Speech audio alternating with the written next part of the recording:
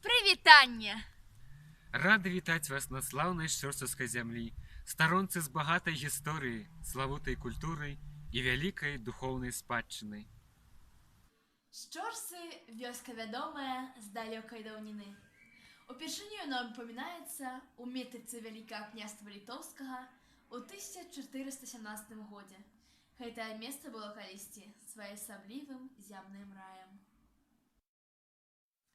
Люстэркам хваль і крыкам чаек на мосце Нёман прывячае.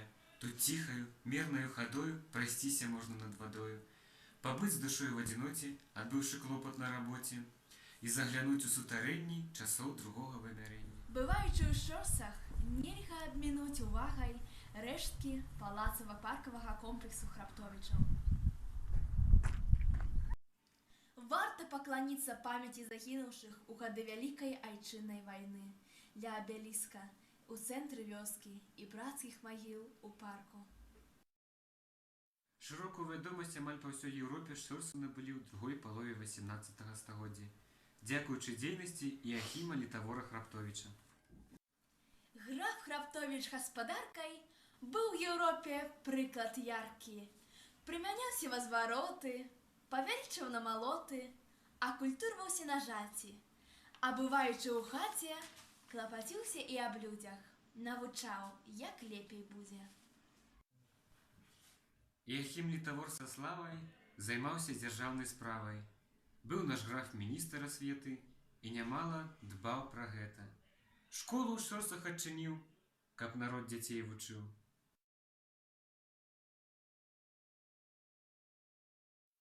Школа ў Шчорсах працуе з некаторымі перапынкамі з канца 18 стагоддзя, пасля 1773 года. Спачатку гэта была царкоўна-прыходская пачатковая школа, у якой навучалася каля 3 дзясяткаў юнакоў. Дзяўчынак у школу не бралі, школа знаходзілася ў цесным наёмным сяляцкім доме, заняткі праводзіліся ў зімовы час. З 1814 года старэйшы сын Іахіма Храптовіча Адам для сялян трымаў уласным коштам буйныя пачатковыя школы ўзаемнага навучання ў Шчорсах і Нягневічах. У Шчорскай школе, дзе пачаткамі навукі авалодвалі 256 вучняў розных веравызнанняў, паводле дадзеных 1822 года 350 вучняў. Выкладанне вялося па метаду англійскага педагога Ланкастера.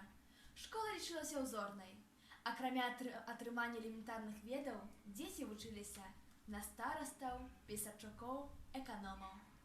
У час паўстанняў 1831, 1832 гадоў, 1863, 1864 гадоў, Першай сусветнай і Вялікай Айчыннай войнаў школа не дзейнічала.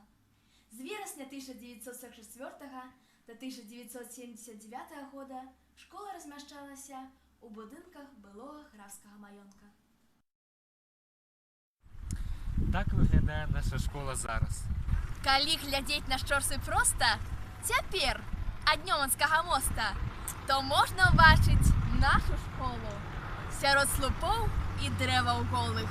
Яна як лайнер акіяна, змагацца з бурамі паслана. Тут ёсць маяк свой пуцяводны, завём яго мы мовай роднай. Святло яго і ўдзень, і ўночы сагрэе вас, адкрые вочы. Нібы Майсей цераз пустыні вас правядзе да светлай плыні.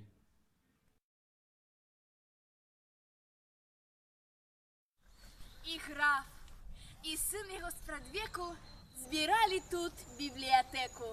Любілі працу і навуку, і да ўсяго прыклалі руку. Царква, палац і мураванка, у парку летняя альтанка. Карэ, скляпы, другія сховы пра гэта кажуць сваёй мовай. Помніць Шчорсаўская брама і Міцкевіча Адама.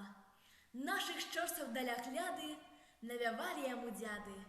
Выспявалі той часінай пан Тадэвуш і Гражына. Тут у маёнтку рос дуб, пад якім паводле падання любіў працаваць Адам. Таму гэтае дрэва і пачалі называць дубам Адама Міцкевіча. Выстаяў ён да вясны 1998 года, пакуль моцная бура не згубіла. Калі вы праходзіце каля нашай школы, вы, напэўна, звернеце ўвагу на дзве мемарыяльныя дошкі Янку Нёманску і Фёдору Васильевичу Аляшкевичу. Янка Нёманскі, сапраўднае імя Іван Андреевич Пятрович, нарадзіўся 31 сакавіка 1890 года у вёсцы Шчорсы. Вядомы беларускі пісьменнік і грамадскі дзеяч, беспадстаўна арыштаваны і расстраляны ў 1937 годзе.